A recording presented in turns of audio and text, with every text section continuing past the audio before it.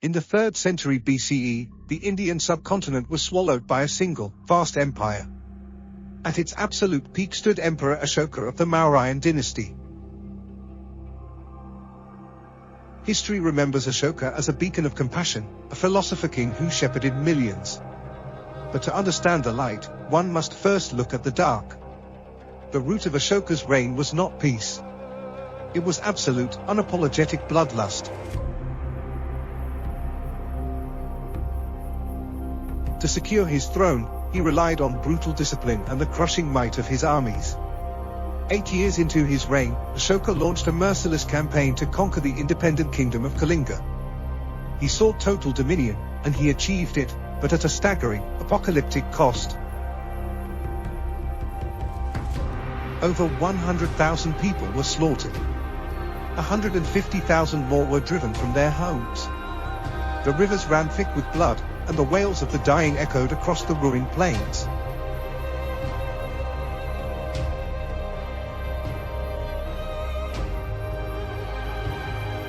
Standing amidst the endless mountains of the dead, the warlord died, and a new king awoke. Ashoka experienced a brutal moral epiphany. The conquest no longer felt like a triumph, it was a profound, sickening failure of the human spirit. The bloodlust was gone, replaced by a desperate, agonizing guilt.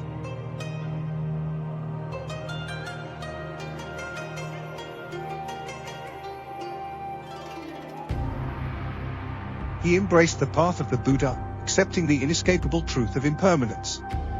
He vowed to never again draw a sword for conquest. To a king seeking such profound penance came a merchant from the Far East, bringing a gift of ultimate, foolish vanity.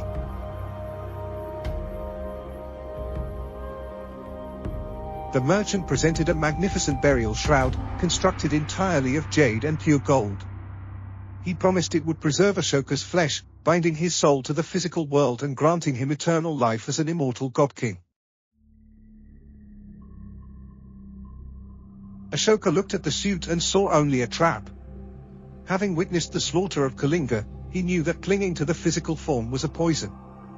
A true king does not flee into eternity alone. He rejected the merchant's desperate attempt to build an immortal cage. Ashoka chose to dedicate the rest of his life to the light.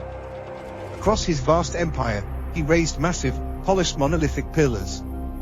On these towering monuments, he carved his famous edicts, public declarations of non-violence, religious tolerance, and medical care for both humans and animals. He sought to heal the world he had broken. But while the rock pillars carried his public light, Ashoka reserved his deepest, heaviest vow for the jade. In absolute secrecy, the emperor dictated his final, true mantra onto the 7 rectangular jade tiles he had taken from the shroud. He did not write spells of power or immortality. He recorded the ultimate law of the Bodhisattva. He carved his sacred vow, to willingly remain in this suffering world, to endure the agonizing cycle of death and rebirth, until every other sentient being had been saved. He would bear the weight of time so that others might find peace. Ashoka bound these 7 jade tablets, the purest, most selfless expressions of his soul. He entrusted them to his envoys, ordering them to travel to the very edges of the known world, delivering his final message to the 7 border kings. Ashoka meant to share the light. But he underestimated the profound weakness of other men. When the kings received the gifts, they did not read the vow of the Bodhisattva. They saw only priceless, gold-laced jade from a legendary empire.